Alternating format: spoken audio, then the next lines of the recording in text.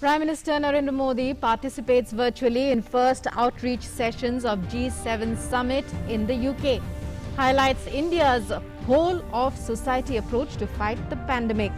Also commits India's support for collective endeavours to improve global health governance. Says meeting should send out a message of one earth, one health for the whole world.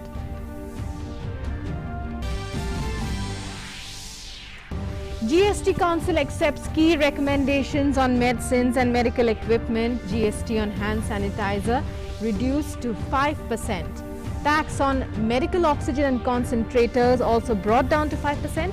No change in GST on vaccine to remain at 5%. GST on ambulance and electric furnaces reduced. India continues fight against COVID pandemic, records over 84,000 new cases in last 24 hours. Lowest in 70 days, active caseload declines to less than 11 lakhs. Recovery rate increased to 95.07%. Vaccination drive on a steady path, over 25 crore vaccine doses delivered.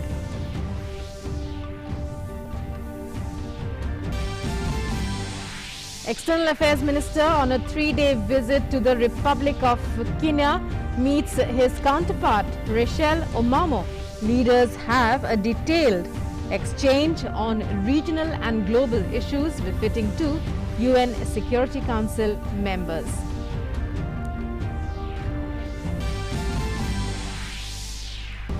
The US South Korea reaffirmed cooperation toward denuclearization of Korean Peninsula, also stress on the importance of multilateral cooperation to address other regional issues.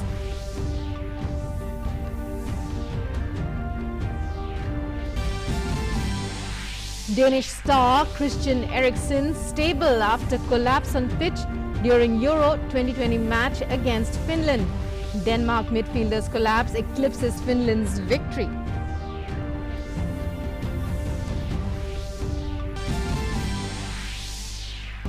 Czech's Barbara Krejcikova wins maiden Grand Slam in French Open women's final, pays tribute to former mentor Novotná after the triumph. Hello and welcome to this edition of the news. I'm Rukma in our top story. Prime Minister Narendra Modi participated in the first outreach session of the G7 summit. The session, titled Building Back Stronger Health, focused on global recovery from the coronavirus pandemic and on strengthening resilience against future pandemics. During the session, the Prime Minister expressed appreciation for the support extended by the G7 and other guest countries during the recent wave of COVID infections in India.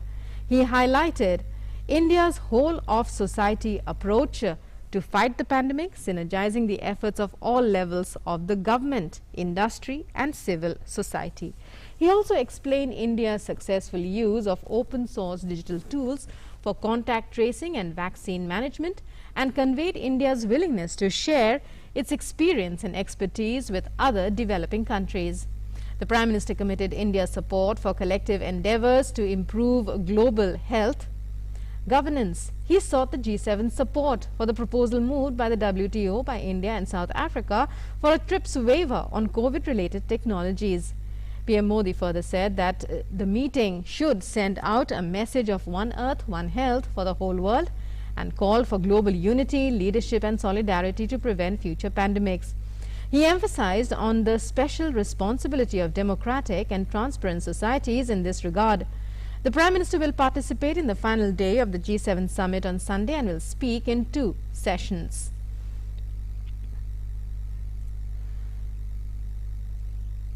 The Prime Minister also tweeted his thoughts on the occasion in a message saying, participated in the G7 summit on health, thanked partners for their support during the recent COVID-19 wave.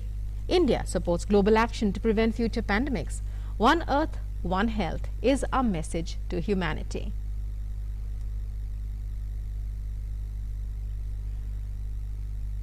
Day 2 of the 47th G7 summit began with a welcome for guest nations along the scenic Carbis Bay in Cornwall. Prime Minister Boris Johnson has invited India along with Australia, Republic of Korea and South Africa as guest countries for the summit. Heads of state from guest nations sat down with G7 leaders on Saturday for a plenary session on the second day of the summit. President Cyril Ramaphosa of South Africa and Moon Jae-in from South Korea, together with Australian Prime Minister Scott Morrison and United Nations Secretary General Antonio Guterres, joined the G7 leaders and representatives from the European Union for roundtable talks. Prime Minister Narendra Modi joined the meet virtually later in the day. G7 leaders on Saturday adopted a rival plan to oppose China's Belt and Road Initiative by helping build infrastructure in poorer nations in a values-driven, high-standard and transparent partnership. The adoption of the US-inspired Build Back Better World project came after President Joe Biden and leaders met to address strategic competition with China and commit to concrete action to help meet the tremendous infrastructure need in low and middle-income countries.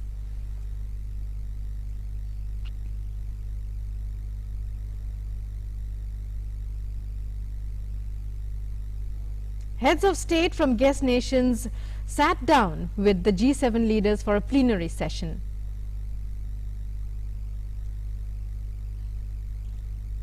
Back home, the GST Council accepted key recommendations on medicines and medical equipment. GST on hand sanitizer reduced to 5%. Tax on medical oxygen and concentrators was also brought down to 5%. There is no change in the GST on vaccine, which is to remain at 5%, while the GST on ambulance and electric furnace has been reduced. Here's more in this report.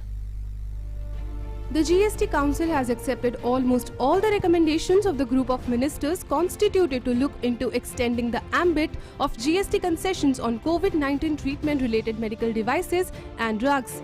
The GST Council also extended the exemptions and GST reductions on COVID-related equipment and drugs till 30th September this year. The GOM's recommendations have been accepted.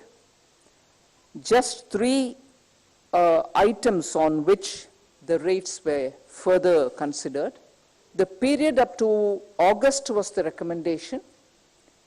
After discussion in the Council, that has been extended to September. So this will be valid till September 30th. The GST Council agreed to stick to 5% tax rate on vaccines. The group of ministers was constituted after the previous GST Council meet held last month. The GOM submitted its report in less than 8 days after its constitution. Vaccines पे 5% GST की दर अभी है इन पर और वो वही रहेगी. Here are the key decisions taken during the 44th GST Council meeting. The Council has agreed to stick to 5% tax rate on vaccines. Pulse oximeters, hand sanitizers and temperature check equipment too will attract a lowered 5% tax. Tax on medical grade oxygen, oxygen concentrators, ventilators, BiPAP machines and high flow nasal cannula devices has been cut to 5% from 12%. GST rates on tocilizumab and amphotericin B have been slashed to nil from 5%. The rate on remdesivir and anticoagulants like heparin has been lowered from 12% to 5%. Tax rate on COVID testing kits has been brought down to 5% from 12%. The GST rates on ambulances have been reduced from 28% to 12%. Likewise, the GST on electric furnaces and temperature checking equipment was brought down to 5%. These rates will be valid till September as against August end recommended by the GOM. Ajay Mishra's report, DD India. India continues the fight against the COVID pandemic, recording over 84,000 new cases in the past 24 hours, the lowest in 70 days. The active caseload has declined to less than 11 lakhs, while the recovery rate has increased to 95.07%. Meanwhile, the vaccination process is on a steady path with over 25 crore vaccine doses administered. The steady decline in fresh cases of coronavirus continues, with both states and the union government taking stringent measures. India reports 84,332 new cases in the last 24 hours, the lowest after 70 days. India's active caseload further declines to less than 11 lakh after 63 days. Daily recoveries continue to outnumber the daily new cases for the 30th consecutive day. Recovery rate increases to 95.07%. Daily positivity rate stands at 4.39%, less than 10% positivity for 19 consecutive days. On the vaccination front too, till 9 a.m. on Saturday, 24.96 crore doses have been administered under the nationwide vaccination drive. More than 25.87 crore vaccine doses have been provided by the Union Government to the states and UTs. Of these, more than 1.12 crore doses are still available with the states and UTs to be administered. Union Labour and Employment Minister Santosh Gangwar inaugurated a vaccination camp organised by elected representatives in Bareilly. Meanwhile, Health Ministry and Dr. R.S. Sharma, Chairman, Empowered Group on Vaccine Administration, have confirmed that claim of so-called hackers on dark web relating to alleged data leak from the COVID system is baseless. The matter is now being investigated by the Computer Emergency Response Team of the Ministry of Electronics and Information Technology. In Maharashtra, restrictions in 21 districts including Thane and Pune will be relaxed from Monday on the basis of weekly corona positivity rate and availability of beds. However, existing restrictions will remain in place in Mumbai. The maximum city will continue to remain in level 3 category of the Maharashtra government's unlock plan, even though the positivity rate has dipped to 4.40% and oxygen bed occupancy is at 27.12%. Even as cases decline and vaccination goes up, following COVID protocols of masking up, maintaining hand hygiene as well as social distancing remain absolutely essential. And of course, staying home unless it is really essential to step out. Bureau Report, DD India. And the Goa government has decided to extend the state-level curfew till the 21st of June, as per a tweet by Chief Minister Dr. Pramod Sawant. Shops, including in Panchayat and municipal markets, are allowed to open between 7 a.m. and 3 p.m. Marriage ceremonies up to 50 persons attending have been permitted. Detailed orders will be issued by district collectors soon. The CM has urged all above 18 years of age to be vaccinated at the closest vaccination centers. Goa is under COVID-19 curfew since the 9th of May this year. Initially, curfew was announced for 15 days. However, it was extended gradually to curb the virus. COVID positive cases are declining in the state as Goa recorded 472 new corona cases on Saturday, taking the caseload to over 1,62,000. With 15 deaths during the day, the death toll in the state has now reached 2,914. Hence, as a precautionary measure, the state government has extended the curfew that was supposed to end tomorrow. That's today. Noted cardiologist and CMD of Medanta Medicity, Dr. Naresh Trehan, has said antibody cocktail could reduce hospitalization need by 70% and be given to children in certain cases. Speaking in an exclusive edition of Doctor's Chat, our special COVID series, Dr. Trehan added antibody cocktail blocks the reproduction of spike protein, hence is a new game changer in beating the pandemic. Here's an excerpt from the show. You can watch the entire show tonight on DD News at 7:30 p.m. and 8:30 p.m. only on DD India. I'm talking about this antibody cocktail, which you've called a new weapon to deal with this current variant of virus COVID that we are dealing with. Give us more clarity, and do you think it could be one of those one-stop solutions? Well, if somebody gets infected by the COVID-19 virus, the normal thing that happens is in the first 7 days, the virus multiplies inside the body. And to multiply, it hooks up into the cells of the person, the infected person, draws nutrition from the cells of the body and multiplies from that nutrition. So we have been looking at many ways of how to stop the virus at different stages. Right? So one of the solutions which the scientists have developed is what we call a antibody combining two of them, which will block the virus. Much like what our body is supposed to do, but because it's a new virus, the body doesn't have antibodies against it. These are antibodies designed scientifically in the lab to be able to block the virus in the very early stages.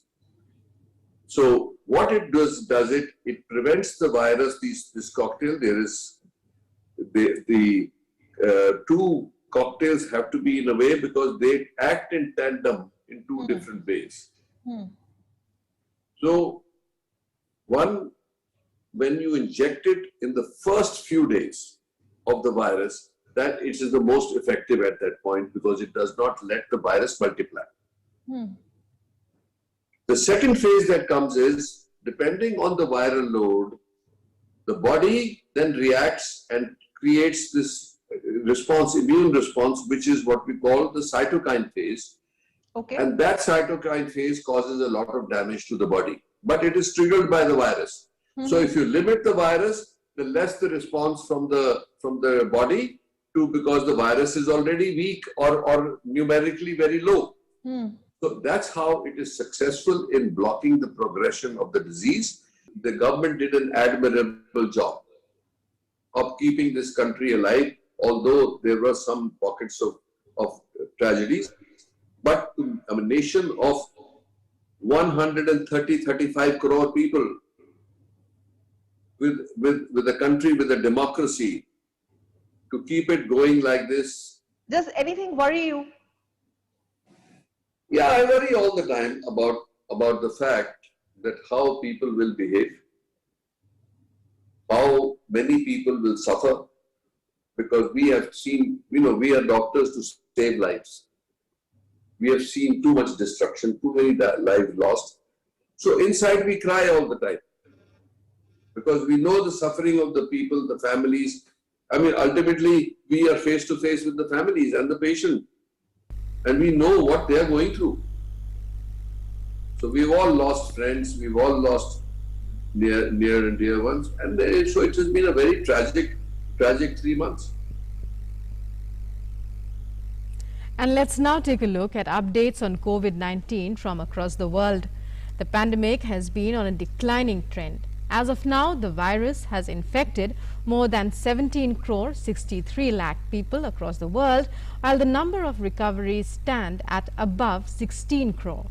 COVID-19 has claimed over 38 lakh lives globally. The United States continues to be the worst affected, with more than 3 crore 43 lakh cases. The number of fatalities in the US has crossed 6 lakh 14,000. Moving on, External Affairs Minister Dr. S. Jaishankar arrived in Kenya on a 3-day visit yesterday. Here he will co-chair the 3rd India-Kenya Joint Commission meeting, which will review all aspects of the bilateral relationship between the two countries. The last meeting of the Joint Commission was held in New Delhi in March 2019. In Nairobi, Dr. Jaishankar will also meet with other ministers of the Kenyan government to take forward the India-Kenya relationship. He held a bilateral meeting with his counterpart, Rachel Omamo.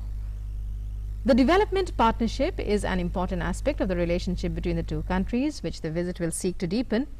The Union Minister will also interact with the Indian origin community there. Dr. S. Jaishankar in a tweet said, "Delighted to be back in Kenya. Thank FM Rachel Omamo for her gracious welcome and hospitality. A productive discussion on a bilateral cooperation that we will be taking forward through the Joint Commission. A detailed exchange on regional and global issues as befitting to UN Security Council members. A historical solidarity is today a modern partnership."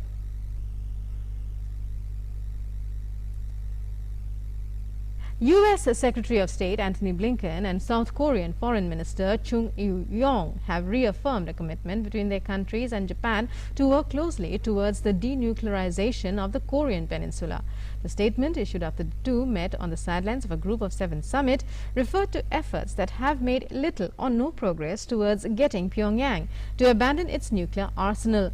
Blinken and Chung also stressed on the importance of multilateral cooperation to address other regional issues, including the return to the path of democracy for the people of Burma, referring to the military coup in Myanmar early this year. In Austin, Texas, one suspect was arrested and another was sought in connection with the mass shooting overnight that left 14 people injured. The incident took place yesterday in the 6th Street Entertainment District area, which authorities say was crowded and back to pre-COVID levels of visitors. Police believe two men argued and one or both began shooting at each other. It added that 2 people were in critical condition and 12 others were stable. Most of the victims appear to be innocent bystanders. The FBI, ATF, Texas Department of Public Safety are all assisting the Austin Police Department in the investigation. Meanwhile, U.S. President Joe Biden is set to hold a solo news conference after meeting his Russian counterpart Vladimir Putin next week. The White House has said that Biden will bring up ransomware attacks emanating from Russia, Moscow's aggression against Ukraine, the jailing of dissidents and other issues that have irritated the relationship between the two. Biden has said that the United States is not seeking a conflict with Russia. However, Washington will respond in a robust way if Moscow engages in harmful activities. Biden will be meeting Putin on June 16th in Geneva for a summit that will cover strategic nuclear stability and the deteriorating relationship between the Kremlin and the West.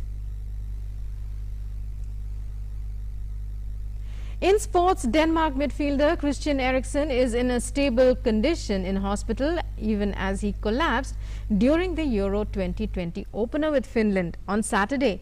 The Danish Football Association has confirmed. The former Tottenham playmaker dropped to the ground at the Parken Stadium shortly before half-time of the Group B fixture, leaving players from both teams in clear distress. English referee Anthony Taylor immediately called medics onto the pitch, and Eriksen underwent prolonged treatment with compressions performed on the chest of the Inter Milan player before he was taken to hospital. In one of the most unpredictable roller garros in years, 2 first-time finalists locked horns for the women's singles crown in Paris. Unseeded Czech Barbara Krejcikova claimed her maiden Grand Slam title when she beat Russian Anastasia Pavlyuchenkova 6-1, 2-6, 6-4 in the French Open final on Saturday.